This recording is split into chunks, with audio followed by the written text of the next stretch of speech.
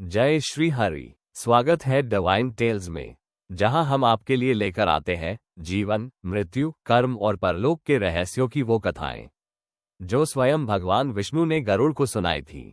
कृपया धैर्य से सुने, क्योंकि आज की कथा आपके हृदय को छुएगी और आत्मा को झकझोर देगी। ओम नमो भगवते वासुदेवाय। यह कर्णे श्रवण धते तस्य पाप नश्यति ध्रुवम। गरुड़ ने भगवान विष्णु से निवेदन किया, प्रभो, मृत्यु के पश्चात आत्मा किस मार्ग से जाती है? कैसे उसे कर्मों का फल मिलता है? कृपा कर समझाए। भगवान विष्णु मुस्कुराए, पर नेत्रों में गंभीरता थी। वे बोले, गरुड़, सुनो, यह मार्ग सरल नहीं, भयाक्रांत है, जहां यमदूतों की गर्जना, पापों की ज्वाला और आत्माओं की कराहटें गूंजती हैं। आज मैं तुम्हें एक ऐसी आत्मा की कथा सुनाता हूं जो अपने ही कर्मों के बोझ से एक एक नगर में घसीटी गई। बाह्यप नगर, 7वां मास, 7वां पिंड। आत्मा एक सुनसान अंधेरे मार्ग पर चल रही थी। आकाश में कोई तारा नहीं था, बस लावा जैसी लाल लपटें और राख की वर्षा। उस मार्ग के अंत में एक विशाल दरवाजा दिखाई दिया, जिस पर अग्नि से जले अक्षरों में लिखा था, बाह्यप, जहां मनुष्य के बाहरी रूप का असली चेहरा सामने आता है। जैसे ही आत्मा ने उस द्वार को पार किया, एक भयानक दृश्य सामने आया। यह नगर क्यों बनाया गया? यह नगर भगवान ने उन लोगों के लिए बनाया है जो बाहर से धार्मिक पर अंदर से कठोर, चेहरे पर मुस्कान, दिल में ईर्ष्या, वाणी में मिठास, मन में छल, दिखावे में दान, पर दिल से तानाशाही। यहाँ बाहरी रूप जीवित होकर आत्मा को घेर लेते हैं। यहाँ की यातनाएं पूर्ण वर्णन। 1. दीवारें सांस लेती हैं। शहर की दीवारें सांस लेती महसूस होती थीं, जैसे वे भीतर किसी आत्मा को कैद किए हुए हों। जब भी आत्मा पास जाती, दीवार से एक चेहरा बाहर निकल आता। वो चेहरा वही होता था जो उसने जीवन में अपने झूठे चेहरे की तरह दुनिया को दिखाया था। 2. हवा में फुसफुसाहटें। हवा दबी आवाज में बोलती थी, क्या हुआ? अब क्यों डर रहा है? जीवन में भी तो बाहर से ही सब दिखाया था। 3. जमीन में चलती परछाइयां। जमीन के नीचे काली आकृतियां दौड़ती थीं, जैसे मनुष्य का अपना भ्रम, अपना दिखावा जीवित होकर उसे चिढ़ा रहा हो। 4. अपने ही कर्मों से सामना। अचानक हवा में दृश्य बनने लगे। वो क्षण जब उसने किसी गरीब को डांटा था, जब उसने किसी का मन तोड़ा था, जब ईगो के कारण अपमान किया था। यहाँ हर दृश्य आत्मा के चारों ओर घूमता, उसे अंदर से काटता। आत्मा पर इसका असर। आत्मा थरथरा उठी। हृदय से आवाज निकली, हे ईश्वर, ये मैं ही हूं? बाहर के चेहरे ने जवाब दिया, हाँ, यही तू है। यहाँ कोई नकाब नहीं चलता। तभी एक दिव्य प्रकाश प्रकट हुआ। वो उसके दादा का स्वरूप था, शांत और सौम्य। उन्होंने कहा, बेटा, जीवन में जितनी ऊर्जा तूने दिखावे में खर्च की, उतनी सच्चाई में लगाता तो आज न डरता। आत्मा रो पड़ी, लेकिन सफर अभी शुरू हुआ था। नाना कृंदनपुर, 8वां मास, चीखों का नगर। बाह्यप से निकलते ही धरती हिलने लगी। एक खड खुली, आत्मा उसमें गिरती चली गई। गिरते ही उसे एक नगर दिखाई दिया, नाना कृंदनपुर, जहां हर आत्मा अपने किए रुलाए हुए लोगों से मिलती है। इस नगर का स्वरूप। यहाँ हवा भारी थी, चीखें दूर पर्वतों से टकराकर वापस लौटती थीं। यहाँ कोई दैत्य नहीं था, हर यातना मनोवैज्ञानिक थी। चीखों का स्वर ही यातना था। यह नगर किसके लिए? यह नगर उन लोगों के लिए है जिन्होंने किसी के दिल को दर्द दिया, किसी का भरोसा तोड़ा, रिश्ते में जहर घोल दिया, भावनाएं तोड़ी, किसी को अकेला छोड़ा, गलत शब्दों से दिल चीर दिया। आंसू का महासागर। नगर एक काले पानी की झील के बीच था। ये झील असल में उन लोगों के आंसू थे जिन्हें मनुष्य ने जीवन में रुलाया था।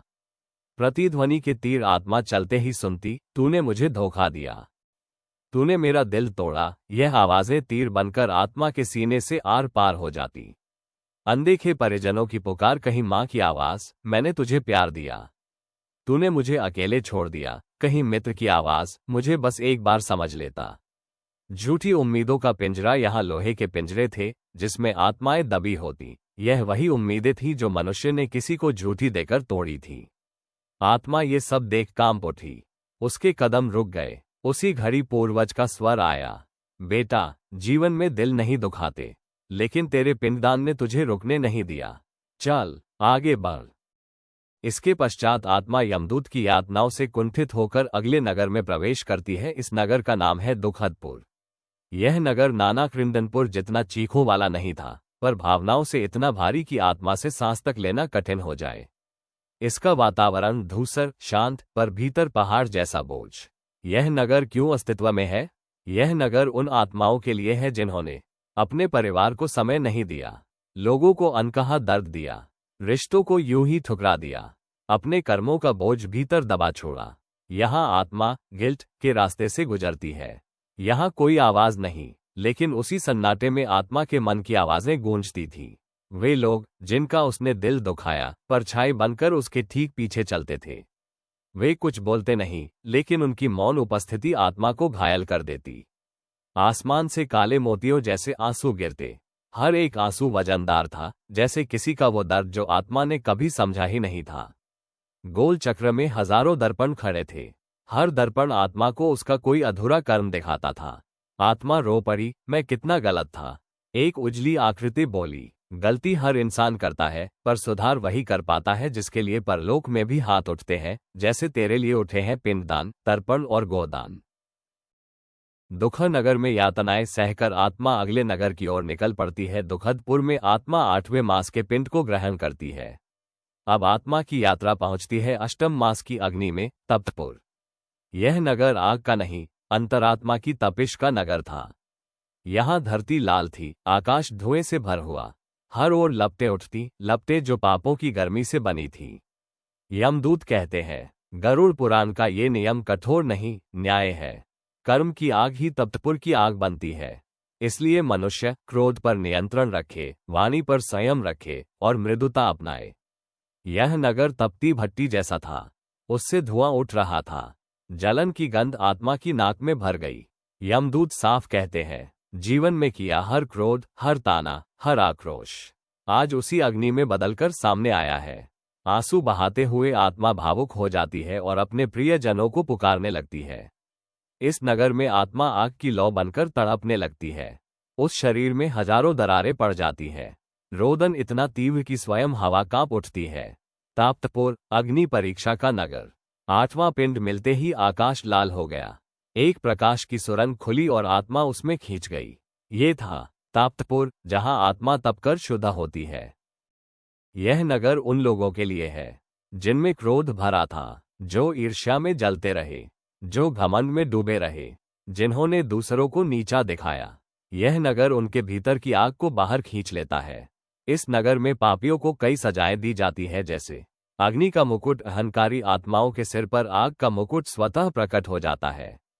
यह मुकुट जितना जलाता है, उतना ही अहंकार को काटता है। ईर्ष्या का दर्पण यहाँ दर्पण नहीं, अग्नि के तालाब होते हैं। जो भी ईर्ष्यालु व्यक्ति इसमें झांकता है, उसे वही जलन कई गुना बढ़कर मिलती है। क्रोध की ज्वाला आत्मा के चारों ओर वो सब लोग खड़े दिखते हैं जिन पर उसने क्रोध किया था। आग इन्हीं यादों से भड़कती है। आत्मा को एक अग्निपथ पर चलना पड़ता है, लेकिन पिंडदान की वजह से उसके पैरों तले एक पतली दिव्य परत बन जाती है जो उसे जलने नहीं देती। यहां से निकलते ही आत्मा पूरी तरह हल्की महसूस करती है। लेकिन ये यात्रा अभी समाप्त नहीं हुई, क्योंकि आगे है रौद्रपुर, वह नगर जहां आत्मा को अपने ही क्रोध, पाप और अधूरे कर्म जीवित रूप लेकर सामने मिलते हैं। वह नगर जहां दीवारें नहीं, आत्मा की चीखें गूंजती हैं, जहां समय नहीं चलता, पर हर सेकंड जीवन भर का दर्द दोहराता है। क्या आत्मा उस भयंकर परीक्षा को पार कर पाएगी, या वहीं अटक जाएगी हमेशा के लिए? जानने के लिए अगले भाग में मिलते हैं, रौद्रपुर, क्रोध और प्रायश्चित का नगर। अगर ये दिव्य यात्रा आपके हृदय को छू गई, तो एक लाइक अवश्य करें, और ऐसी ही गरुड़ पुराण की दुर्लभ रहस्यमयी कथाएं हर दिन सुनने के लिए डिवाइन टेल्स को सब्सक्राइब कर लें।